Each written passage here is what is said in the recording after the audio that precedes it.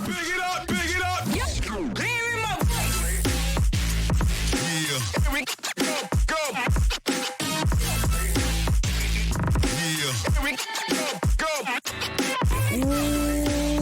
What is up, everybody, and welcome to the Casual Wrestling Community Show. I am your host, the Notorious Nerdy D, and I am joined tonight by officially the co-host of this show, Level Up Lauren. What is up? What's up, y'all? When we first started doing this show, the intention was always that this was going to be a back and forth between me and you, right? Yeah. We were going to have a conversational podcast. And after we did the first couple of episodes, you were uncomfortable. You didn't feel like you knew enough about wrestling to really go back and forth. So we transitioned into you kind of just helping with the podcast until you felt like you've come to a point where you know enough now to speak. And so you feel like you've come to that point in time where you can actually co-host the show and we can have conversation, because I'm tired of talking to myself. Yeah. I'm tired of screaming and yelling to myself. And now we can do a back and forth. And so it's been about 6 months, 6 to 8 months. I don't remember the exact date we started doing a wrestling show, but that's about how long it's been. And so you've had time to kind of acclimate and really there's not a wrestler you don't know at this point that's on the WWE roster. And when we first started, you couldn't tell Bobby Lashley from fucking John Cena hardly. No. And so that's 8 months. You start to learn things. So this show is now going to be a back and forth, and as well as we are going to probably include even more guests. Your brother, your sister-in-law, my dad wants to be a part of the show. So we're just going to have a whole bunch of people talking about wrestling. Those three people are not knowledgeable about wrestling, so they will be kind of the new kids to the block, and we'll continue with the casual wrestling theme because once again, we'll just be introducing more people who are casually into wrestling. We've kind of introduced all these people into this world that we've become enamored with, and so all of a sudden we're gonna have new people to talk to and new things to talk about, and we're even gonna do a fantasy wrestling league that we will include them in and try to include some people who listen in the show, and we'll just make this a big fun like community type thing. But also, after lots of thought, we've decided to kind of do another rebranding of the channel. And as we grow on YouTube and as we grow on TikTok and as we grow in different places, we see the need to kind of just tweak certain little things. And one thing we wanted to tweak was wrestling was never the end goal. It was never the only content we were going to make. We've always wanted to do a channel that had more of a nerd pop culture feel, with wrestling being an extremely important part of that. But we've kind of talked about, and you know, you can correct me if I'm wrong, we wanted to expand into a big part of our life is video games. We play a lot of video games. Yeah. We play a lot of video games together. We play a lot of video games with your brother and his wife. And we're constantly looking for co-op video games. So we're going to be doing a podcast about co-op video games, 4-player video games. So we'll be putting that together. That's coming in the near future, not right now. But having done that, this channel is going to be going through a rebrand. It's no longer going to be called the Casual Wrestling Community YouTube channel. We are officially going to change the name of the channel to Get It Kraken. And Kraken has always been my favorite mythological creature. It kind of works. It's a play on words. Get it Kraken.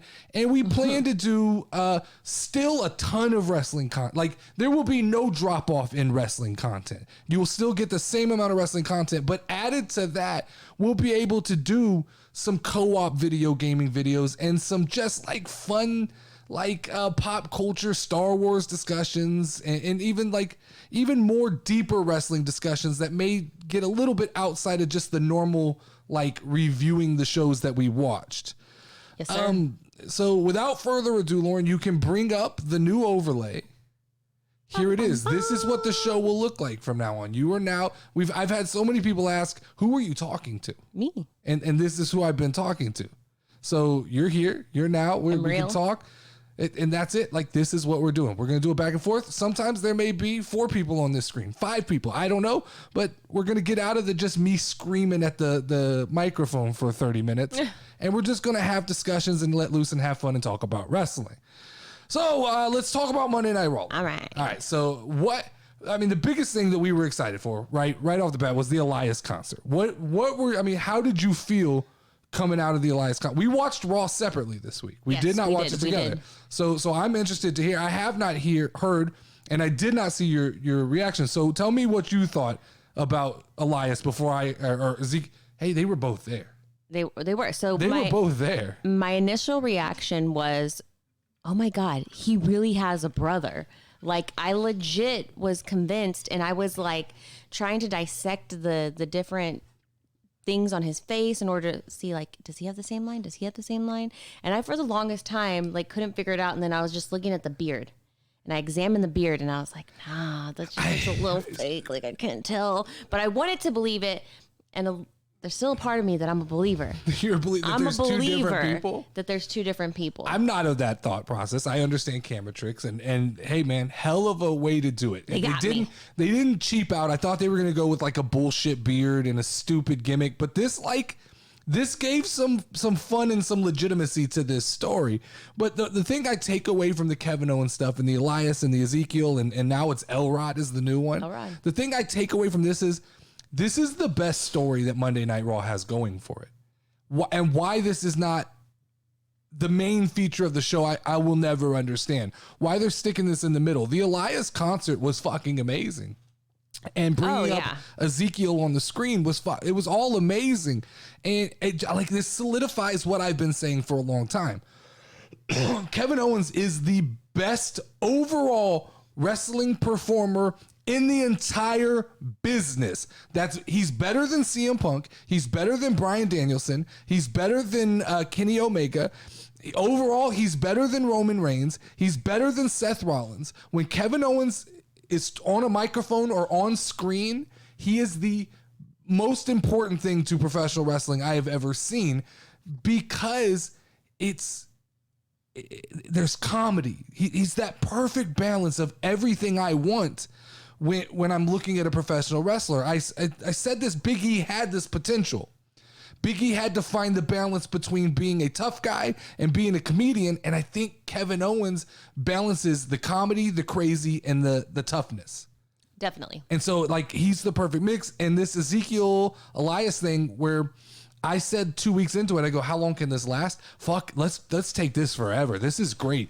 I just hope we actually get to see Ezekiel perform as Elias some. Like, I hope we see both of these guys wrestle independently. I know they said it was a one-off thing, but how great would it be to see them wrestle independently of each other? Like, one week Elias is wrestling, the next week is Ezekiel, and just always have some coincidence where they're just kind of crossing paths. Yeah. They're never able to be in the ring at the same time. Yeah, definitely. I still think that's great. The only bad thing I found from this segment is just like, it's a little hurtful how over Elias is, and he's gone. Oh, yeah. Like, I still believe Elias is more over than the character of Ezekiel. I do too, but I think that them doing that made me want Elias even more, if that makes sense.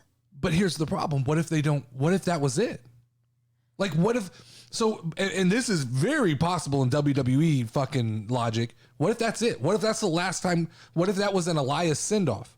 Ooh, I don't think I like that. Right? It doesn't make sense. It's like that character had fucking pop. They popped for Elias.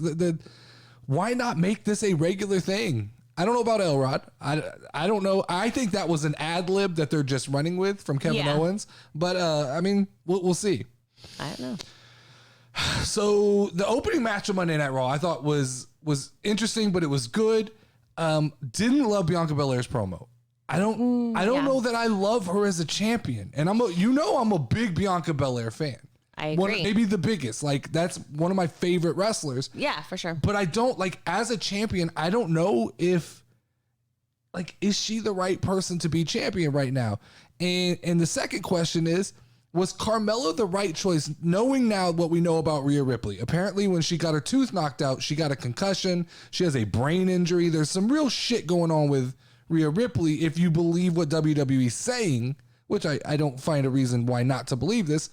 But so we got Carmella out of the field. Who was in the match? Alexa Bliss, Liv Morgan, Alexa Bliss, Becky Lynch, Asuka. was it a 5-way or was it a 6-way? Carmella and Carmella. That's 5. Okay, 5 or 6. I don't remember, but those were basically match the names. is what it was. 5-way match. And so Carmella's the one that came out on top. Was that the right decision? So when you look at Money in the Bank, is that the right decision? Well, I mean, I love Carmella, so I'm happy that she won.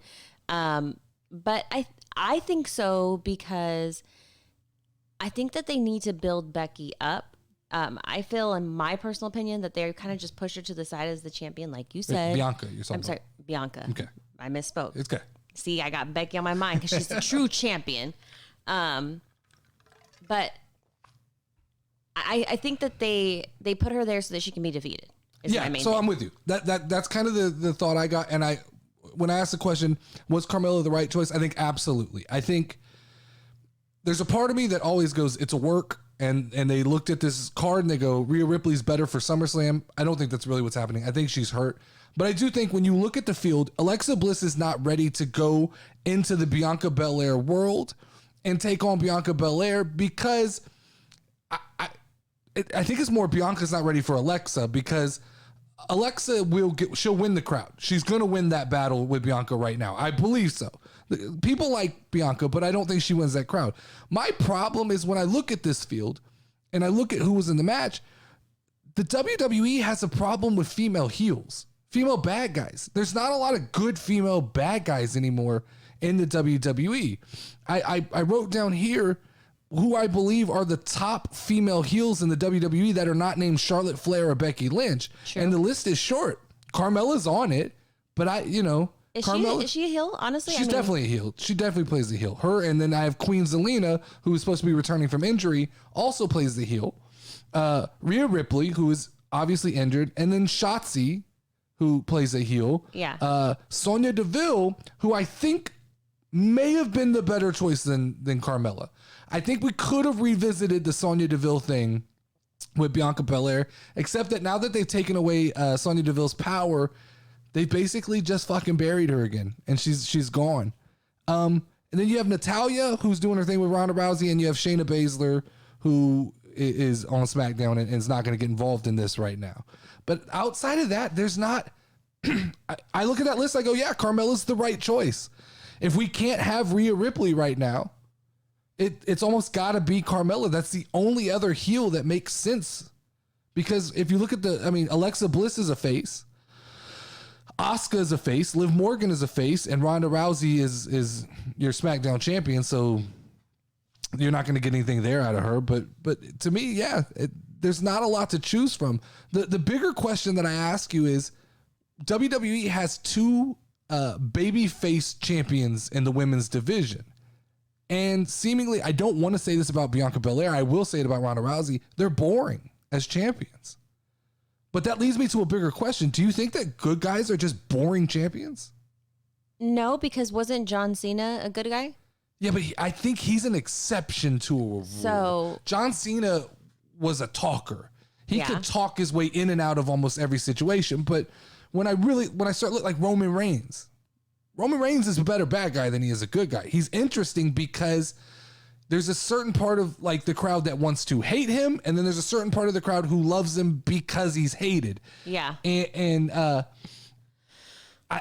me, it's like the curse of Big E as well, right? Babyface champions just have a harder time getting over. Now, when you can get over as a babyface, it's definitely more rewarding, I think. Yeah. But I do believe that would Ronda Rousey not be a better champion if she was just able to go out and talk shit? Oh, yeah, definitely. Right? I mean, it feels to me like she's not even that excited to be out there half the time. And if she just got out there and got to talk shit to the crowd, which is half the time what I think she really wants to say to them. She looks like she's ready to kind of just like pop off. I mean, and I almost feel like, so. Yeah, I feel like she slides into a heel persona just naturally sometimes. Yeah. Just kind of out of like, I know she's been fucking with Natalya on social media, talking about like her sister's OnlyFans and like calling like them bootleg sisters and shit like that. Yeah, I heard a little bit about that. So why not just let her slide into the heel position? I don't understand. I like the balance of having one heel and one face as champions because it gives you more options on who to pair up with those people. And then my problem is like Bianca Belair as a champion. I'm not as excited when Bianca's champion. Bianca's a lot of fun to watch when she's chasing the championship. She's able to speak from kind of that motivational heart place, and it makes you kind of get behind her. Now that she's champion, I feel like she doesn't know how to present herself as kind of an aggressor in the situation. Everything is very friendly and positive. And so I said about Cena. Cena was able to still kind of dig at you while being the babyface in the situation. I feel like Bianca Belair has to learn to be a champion, if that makes sense. Yes. And not be... It's like the little kid who's playing dress up that, you know, they're supposed to be like a beauty queen, but they're not a beauty queen yet. Yeah. And like, I feel like she's extremely good at the chase. Oh, yeah, definitely. Whereas I think Becky Lynch knows how to do both. Becky Lynch is able to be a champion, this all goes back to, like, I think being a heel is easier. I really do. Like, I think it's easier to just have the belt and be cocky and talk shit. It's harder as a babyface to look at the crowd and go, I know you guys love me. Let me give you more reasons to love me. You know, because Bianca does kind of come off like the super positive thing. It doesn't always translate after we were all behind like this epic journey of her revenge on Becky. Now it's like, okay, what's next? Carmella? Yeah.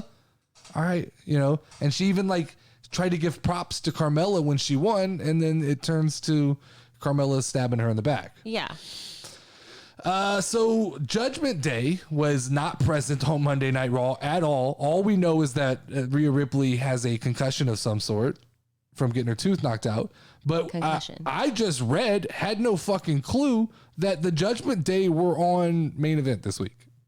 Yes, that's crazy. I don't even know, like, we were talking, I guess Main Event is a Hulu thing? I don't know. To be honest, you said Main Event, and I was like, what is that? I've never even heard of it. Yeah, like, we know it as the thing that happens when you get to SmackDown or Raw early. Yeah. That's what I know Main Event is. And that's what, okay, so let's just recap for a second, Lauren, what the Judgment Day have done. Okay? So they came in hot, right? Edge came out, and Edge had everybody's attention. Everybody was paying attention. Cut his hair, did the whole purple lights thing. I told you I liked his haircut, and all of a sudden I liked Edge because his hair was cut. Boy, everybody was ready to go. Everybody was ready to go. And their whole thing was that they were serving justice. They were going to fix, this, like, Edge was better than everybody. Okay? Fast forward a couple weeks. They turn on Edge. And what do they say? They go, we don't need you. We don't need you. We're just as good without you. And 2 weeks later, you're on Main Event. You might have rethought that shit, Damian Priest. I agree. A couple months ago, you were United States champion. Now you and Finn are on Main Event. And that's kind of the play. Like, and so the rumor is that Edge was unhappy with the way they were going to play out the Judgment Day. That they were going to go with a supernatural approach instead of just being a heel faction. Yeah. Here's the problem. They became so fucking supernatural, they fucking disappeared from Monday Night Raw. I mean, that's what happened, right? That's true. Judgment Day just fucking poof, like a wizard. They're gone. A tag team without Rhea. I mean, yeah, it's just like, sometimes WWE, you just want to write the book on how to fuck up. That's it. Like, that's how you take a faction that was clearly getting over with a leader who was clearly getting some young talent over, and you go, we'll just fuck this up. I mean, because I literally had a conversation with you where I told you, I think I might like Edge now. I might like Damian Priest now. You know what? Finn Balor, he's relevant to me again. Because I fall in and out of love with people real easily, and it can be something little that makes me like them again or dislike them. It doesn't make sense. But I was interested, and as soon as Edge left, I was like, no, this isn't the same. We had the Too Sweet, the Finn Balor and AJ Styles and Liv Morgan, and that thing just disbands because overnight Finn Balor decides he's going to join the Judgment Day. I don't know. I had no idea what they were doing. Zero context. Like I don't know. I don't get it. And where are their superpowers? Like, if we're gonna give them superpowers, let's see some superpowers. Maybe it's that purple light. Yeah, maybe so. Next question here I have is, Lauren, is Riddle being buried? Because Riddle came out after. I mean, look, Friday we didn't do a show on Sunday because we were kind of revamping and figuring out what we're doing with the rebranding and stuff like that. And we're going to go to one show a week because it's easier to just talk for an hour than it is to do two 30-minute shows. But we watched Friday Night SmackDown. We watched it with your brother. We watched it with Sarah, his wife. And we were on the edge of our seats. That was possibly the best SmackDown. I had bets on it. Yeah, that was possibly the best SmackDown that we've seen in a long, long time, especially just from that one match point of view. That was a big fight feel. And so Riddle loses that match, which I fucking said he would. It was not the time to take the belt off. I had hope. I get it. My man. 100% get it. But it wasn't the time to take the belt off Roman. But it was the time it elevated Riddle. It made us go, he's a main event player. He can play in the main event. Then he goes back to Monday Night Raw, and we get this idea of like, okay, it's redemption time for Riddle, right? He's going to get a Money in the Bank qualifying match. It's going to be against Omos. Great. Omos. They're not going to put Omos over Riddle, right? I didn't think so. And then they put Omos over Riddle. So the question, like I said, is Riddle being buried in your opinion? So Riddle is someone who I don't think is going to go anywhere, first of all. Okay. He's so over with the crowd and everybody loves him. I think that there is an underlying reason why they're doing it. Either like they got to break him down to bring him back up later on, or maybe they don't want him relevant in the story right now. So my short answer would be no. I don't think that they're burying him. I think they're just pushing him to the side so they can use him for something later. So that's what I wanted to believe. I was with you. That's what I wanted to believe. I am believing. And we even talked about it a little bit earlier. I said, I think there's a bigger plan for Riddle. But then when I investigate the situation, I don't think they know what to do with Riddle. I don't think they have a plan.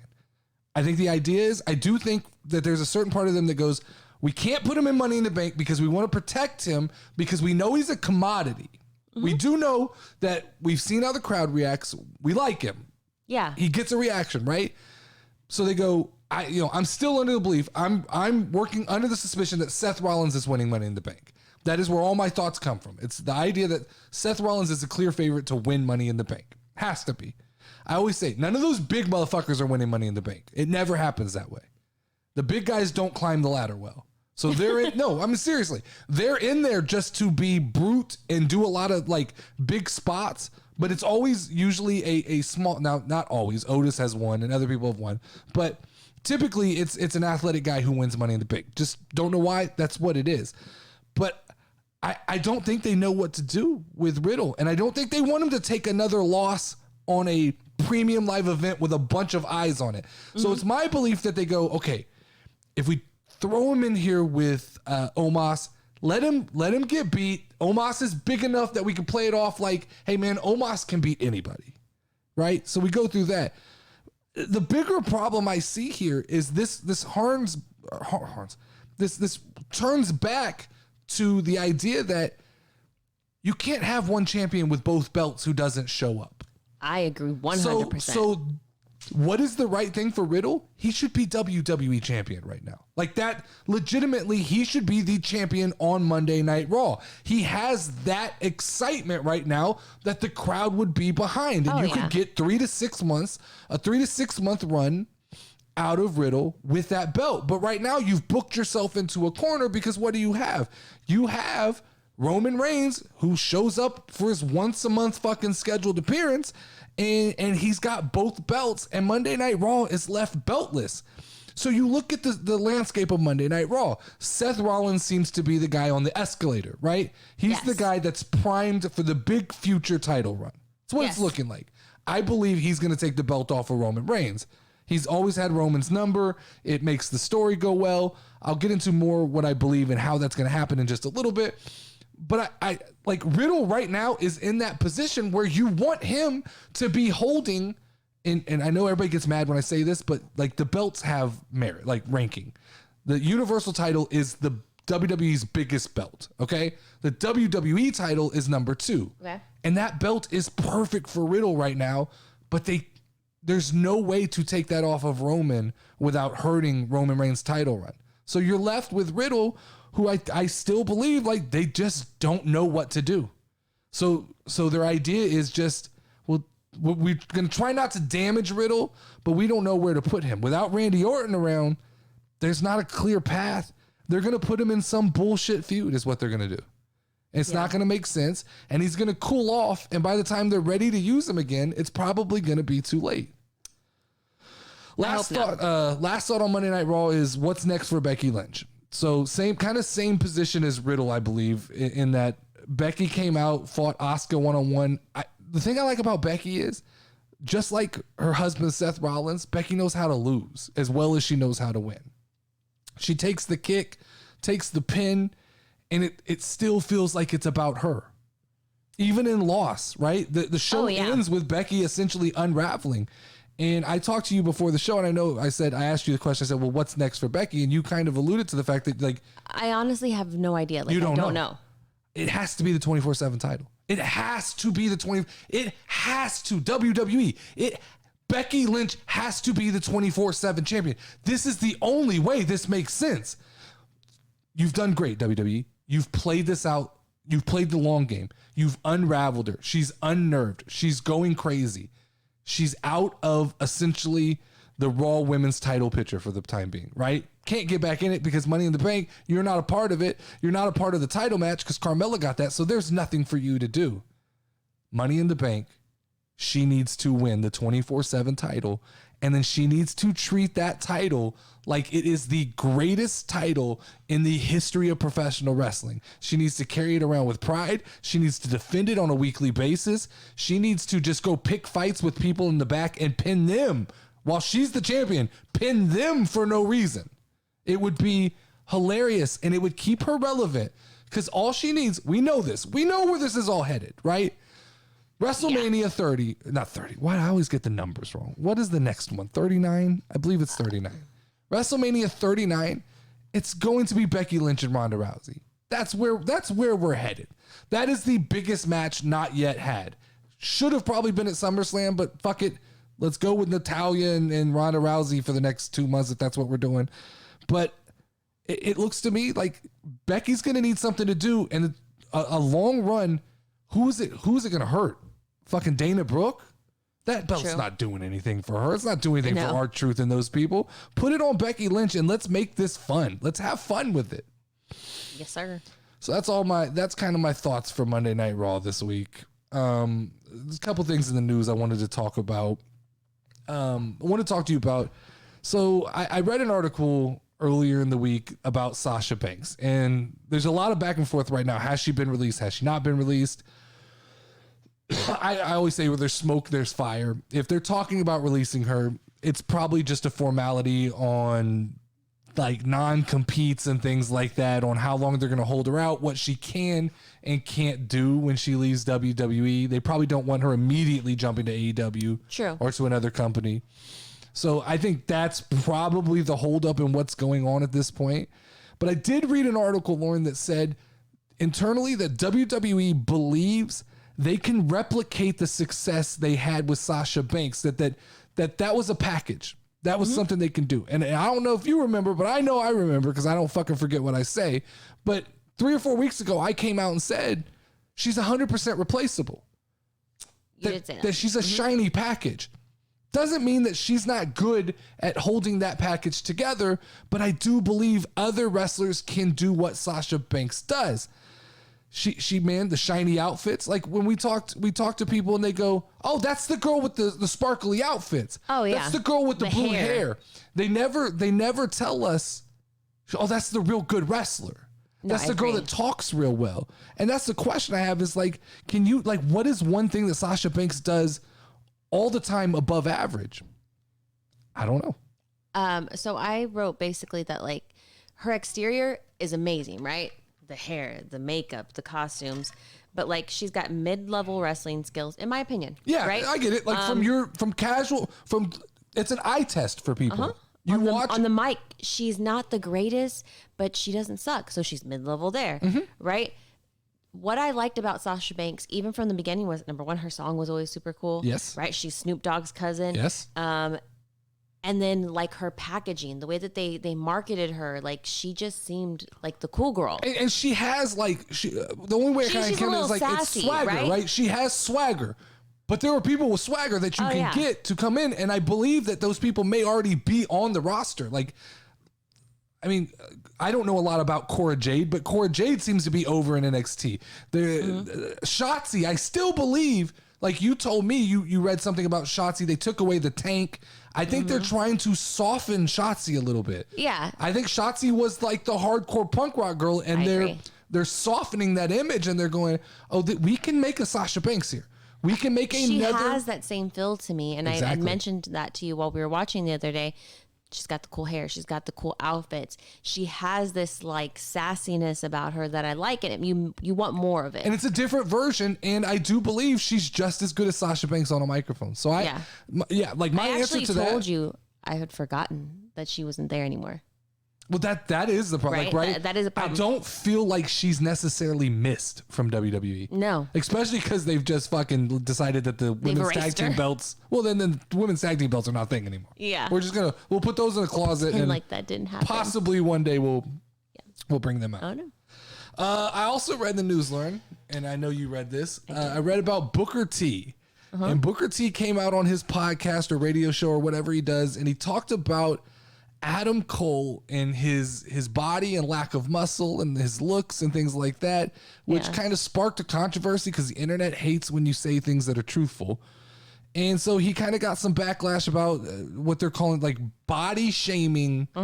So as it's known around here, this is my fucking opinion. So I 100% am behind Booker T on this thing. Yeah. I don't understand why the fuck we consider it offensive to be truthful about the looks or even like the qualifications to be good at your job. True. I mean, Booker T did not body shame him. That was not body shaming. I'm going to stand on that. He did not body shame him.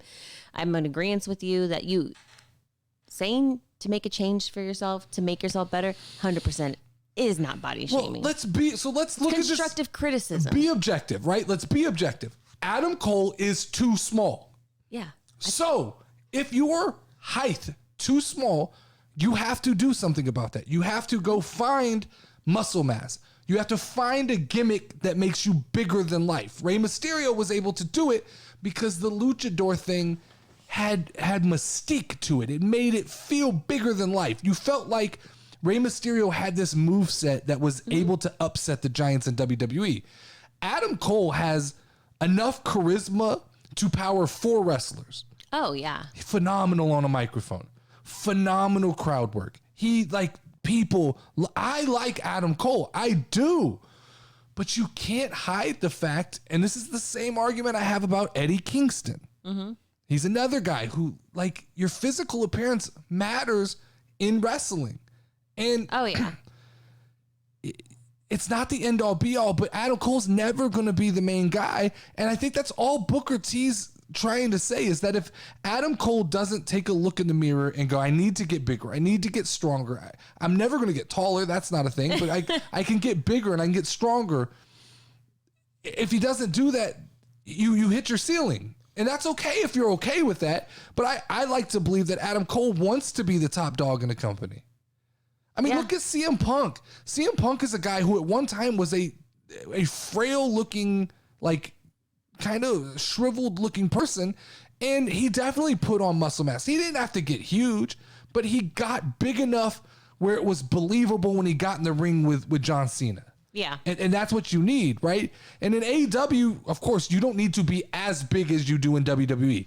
I've conceded that. AEW, small man's league.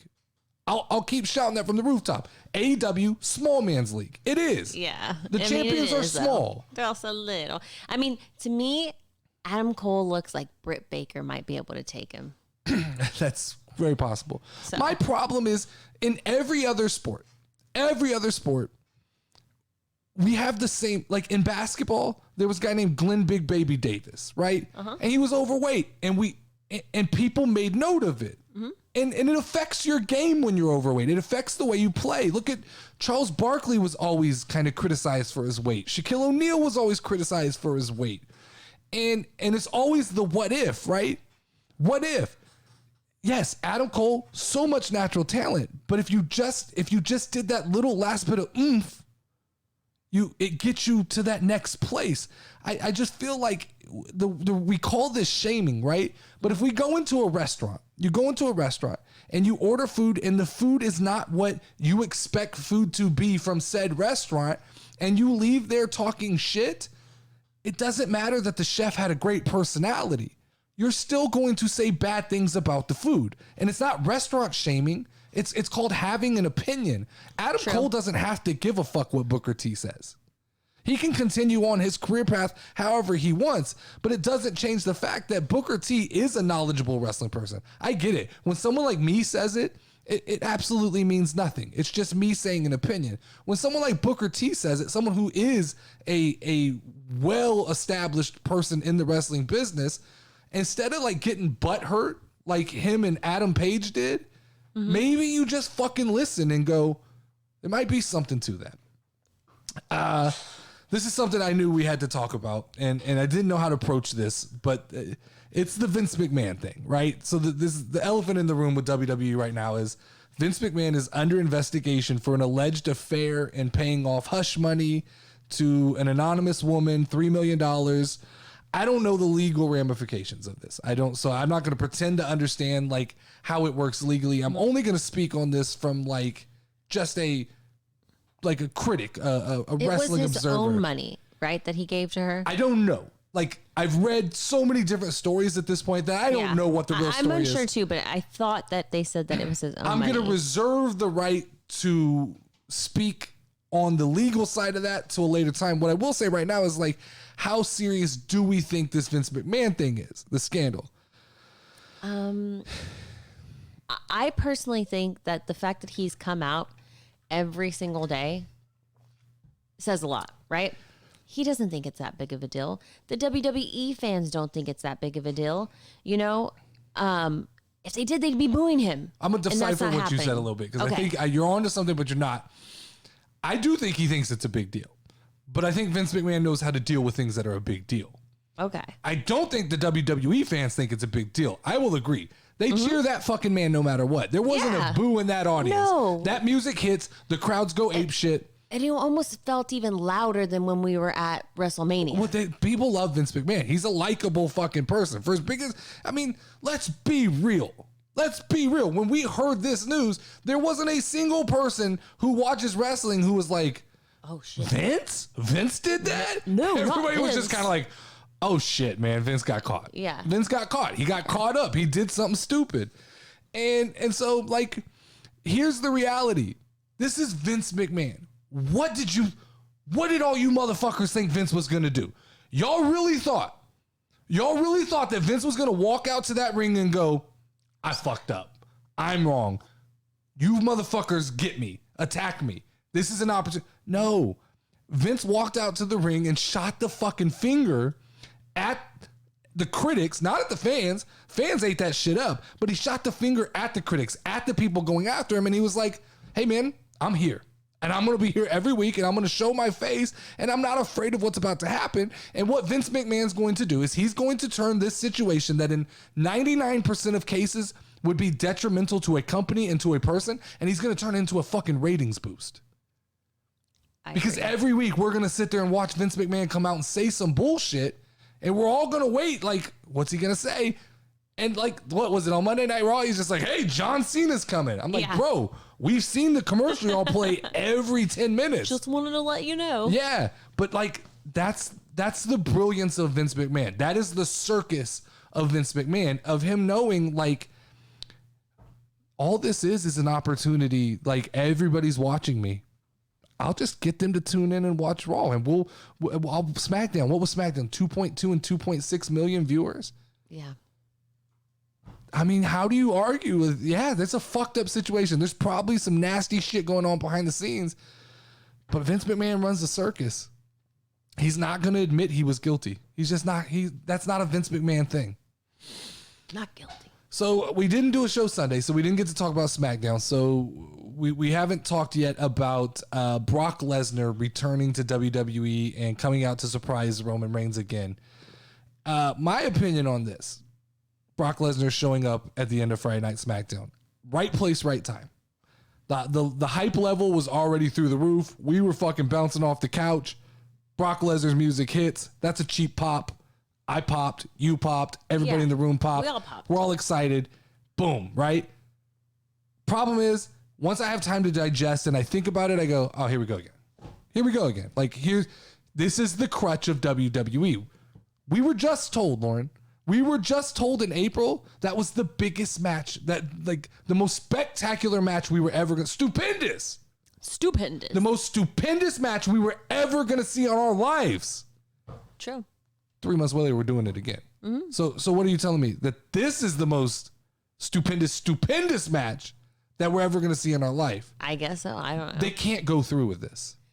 No, they can't go through. Like, I'm telling you, you can't go through with this match. This has to be a holding for something bigger at SummerSlam. What I believe, what I want it to be, it's got to be a fatal 4-way. SummerSlam needs to end with 4 people in the ring. It needs to be Brock Lesnar, Roman Reigns. Get them back in the ring together, but not one-on-one. Let's put Bobby Lashley in there. If you remember a couple weeks ago, Bobby Lashley grabbed the replica title out of the crowd and ran around holding it up. So he's calling for that. Obviously, we know John Cena's coming back. John Cena is going to interrupt this thing between Bobby Lashley and Theory. That's not so? Yeah. I mean, the Theory and Cena have been going back and forth on social media. That's what Cena's coming back for. It's a program with Theory. So Lashley's going to be displaced at some point. So so now we've got, look, these are behemoths of men. Let's put let's put the big boys in the ring. Brock, Roman, Bobby, and who has already challenged at Clash at the Castle? Drew McIntyre. Yeah. Let's put those 4 guys in a ring and just let total destruction take place. And the way you can play this out is you can protect Brock Lesnar. You can protect Drew McIntyre. You have Bobby Lashley take the pin from Roman Reigns. You have Drew McIntyre seemingly almost win the match, and something happens to Drew where he gets taken out. Roman gets a cheap win over Bobby Lashley, and we head to Clash at the Castle with Drew McIntyre having a legitimate, it's one of those things where the ref gets knocked out of the ring, right? And Drew McIntyre pins Roman Reigns, and it's 1, 2, 3, 4, and the crowd's fucking booing, and there's no referee, and then outruns another referee. Roman gets up, throws Drew out, spears fucking Bobby Lashley, and wins the match. So you leave with the taste of, oh, Drew won. Drew won the match. Yeah. So then we go into Clash at the Castle with this idea that Drew can beat Roman Reigns. And what you get is you get a better main event at SummerSlam than just Roman and Brock again. Because here's what we know. Unless they lied to us about what we're getting at Clash at the Castle, Roman has to be champion. Because Drew already said, I want Roman Reigns in England at Clash at the Castle. Oh, that's true. So what? Like, Brock's just coming back to get beat? I don't like it. I think Brock Lesnar, Monday Night Raw, that's the ultimate fit for him. Let him come in. Let him get whatever. Somehow he gets taken out of the match, gets pushed to the side. Drew McIntyre gets the false win, doesn't win. Bobby Lashley takes the pin. Roman Reigns walks out champion, but kind of a frail champion, like a beatdown champion. That's my genius, thoughts. Man. I mean, that's my booking. That's my thought process. We can't do this again. We can't do this 3 months later. We can't hit the panic button every time shit goes wrong and go, fuck it, just book them again. Like, these people are just going to eat this shit up for the 47th time. I mean, but I'm one of those people that ate it up for the 47th time. As soon as I heard his music drop, I was like, damn. I get it. Like, the pop is always there, but he hasn't even been gone that long. I know. But to me, he has. And like, do you think that Roman Reigns, how else could you fuck up Roman Reigns worse? How could you ruin this title run than have him lose the belts to who he won them from? Like, there's no possible way to book that worse. Yeah. So like, you go into this one, like the other one, WrestleMania, everybody was like Brock could win. There was always the small percentage that Brock's not winning this one. If they go one-on-one, Brock's not winning this match. 0 chance. I would bet my house on it. Brock's not winning. Oh my gosh. There's no way. Last little bit of news here, and I threw this in at the last minute because I find it funny. We know I know a acquaintance of this person, but Greg Hardy of MMA fame. He is the Prince of War, the man who was disqualified for using an inhaler during a match. Was he really? Yes. Not his fault. He Oh asked, wait, no, I remember asked. that. Yes, and A guy who took it. I've been a fan of. I know he's got like demons in his past. Everybody's got fucking demons in his past. Fuck that. Like, you have to get over that at a certain point. You can't hold that against him forever. Yes, he did some fucked up shit. All right, cool. Let's get past it. Whatever. He came out and made a statement and said, look, WWE or AEW calls, I'm ready to go. All right, let's WWE, go. what the fuck are we doing? Like, what are we? Pick up the goddamn phone, Vince. Pick up this guy is tailor-made for professional wrestling. Yes, sir. This man is so fucking intimidating. This guy. And one thing I will say that I believe about him, I don't know him personally, but just from what I see and what I read, he looks like he's a fucking very hard worker. And he looks like a guy who understands entertainment. He's 6'5", 280 pounds. This man is a fucking monster. He's a monster, right? He's too big for AEW. He's too big. No, that's not meant to be a knock, Lauren. He's too big. No, I get. He looked like a giant compared to everybody. He looks like he would murder every person in AEW in one night. One night he would come out and just eat Adam Cole. He would eat Kenny Omega. He would eat CM Punk and still be looking for more food. It'd be the Hardy match. The only place he makes sense is in a ring with guys like Omos, with guys like Roman Reigns, with guys like Drew McIntyre. That's the only place he makes sense. True. Fucking pick up Vince McMahon. Pick up the phone. He will blow the fucking roof off of the WWE if you let him. It's just a fact. Like, that's real. I have a question. This kind of leads me to something. Do you think that WWE fans tend to like somebody even more once they return? Like, I know it's a little off topic. That's okay. It's okay. But it just popped in my head while we were talking about it. Yes. I think that it's kind of a well-known thing that, like, a guy can go away and he could have had a little bit of heat when he went away. And when he comes back, the surprise is always exciting. I mean, that's kind of what wrestling is, right? The surprise is always, we're always waiting for that next random song to hit. Yeah. If you make, like, right? No, at the end of SmackDown, we were all sitting there and I was like, Bray Wyatt. That's what I thought in my head. I thought for sure Bray Wyatt's music's going to hit. Holy shit. We're getting Bray Wyatt. Craig was screaming, The Rock. This is it. This is where The Rock comes, right? So yeah, no, 100%. I think that when guys go away and come back, look, Cody Rhodes. When Cody Rhodes comes back, we were there, and it was fucking. No, but I'm not even talking about that.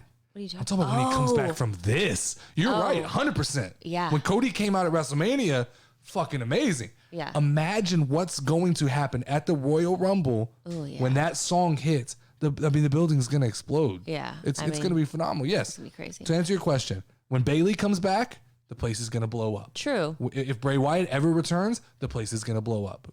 Wrestling fans, myself included, we live for the next surprise. That's Tony Khan's downfall, right? Is because Tony Khan lives for that next surprise and he gives it to you and then he goes, I'm done. Like, cool. Thank you for that surprise. You can go wait in the locker room now. We're not going to use you anymore. Yeah. That's really what he does. He gets these, to me, they're cheap pops. Yeah. He gets the pop of like, here's this guy. Now we're not going to do anything with him. And so back on the Greg Hardy thing, though, as soon as this came up, it reminded me of when we were at WrestleMania and his name was Gable, right? Or Chad? Gable Steveson. Yes. Gable Steveson. What are they going to do with him? Where did he go? He's still in college. He just graduated. So he's probably just now reporting to NXT.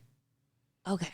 He was still in college when he showed up at WrestleMania. So he still had to finish school. He did that. And even like Greg Hardy, like there's a learning curve, right? He's going to have to go to NXT and learn how to wrestle. Yeah. Now, the thing is I've read is that he's been taking wrestling, like real wrestling lessons. Yeah. So he's probably ahead of the curve and he's an athlete and no fucking doubt that athletes learn faster than normal people. Yeah. And I feel like, I mean, I'm not super knowledgeable, but the people who have come from UFC usually transition pretty well because they have some sort of like fight training. Yeah. I think anybody who comes, like, I do believe that professional athletes tend Duo. to they just tend to translate well. Roman Reigns Yeah. was a football player. Brock Lesnar was a wrestler and a football player. Happy Corbin, right? Corbin was a football player. Lots of football players. Yeah, and I mean, Riddle was a UFC guy who that's what transitioned popped in with my no head as problem. soon as- They understand physicality, and even so, like Ronda Rousey, she may lack the personality, but I think they understand how to throw bodies around Yeah. and make it even look real. Yeah. Because they understand what being really hit means. I think when you look at the flip side, like someone like CM Punk hyped himself up to believe that because he could wrestle. Man, that was brutal. Yeah. And I mean, like, still, I say props to him for going out there. But I like, agree, but still. the fact that you built up enough belief that you could go to the UFC, right? Like, come on, man. Should have been realistic and gone, I'd like to fight in MMA against someone my skill level. But to go out there and think that you're going to fight Mickey Gall, come on, man. That's why you got your ass whipped. That's why you got your ass whipped. Yeah. But this has been another episode of the Casual Wrestling Show on the brand new branded Get It Crackin' YouTube page. You'll start to see all of the branding change. Don't get surprised when there's a big fucking blue and green octopus showing up on your YouTube feed. That's just us. That's us. Yep. That's still us. And that'll be us now. It's not just me. There's an us to this. We're all in this world together. We're going to be doing a fantasy wrestling league, and we'll be drafting. I want to draft this week. I need to let everybody know. Go for it. That I beat your ass. Wait a minute. Time out. What are we talking about? Slow down. We're Let's back talking up. about Let's back up for a about second because the I don't know what we're talking about. WWE video You're game. talking about video games. Yeah, I just need everybody to know that. I'm the champion. That's of that, bullshit. okay? That's bullshit. We need to do a GM mode. I think we should do a GM mode between you and Craig to introduce Craig. I think that would be fun. Yeah. Because I'll fuck y'all up. Yeah, I'm whatever. like a goddamn. I've got great skills. I'm still the savant, by the way. Yeah, we'll see. This has been another episode of the Casual Wrestling Community Wrestling Podcast on the Get It Crackin' YouTube page. Make sure to tune in every week. As always, I am the Notorious Nerdy D. You are Level Up Lauren, and you can ring the final bell. Ding, ding, ding, ding, ding, ding. Step in the ring, if you ready, let's go. Hey, casual wrestling.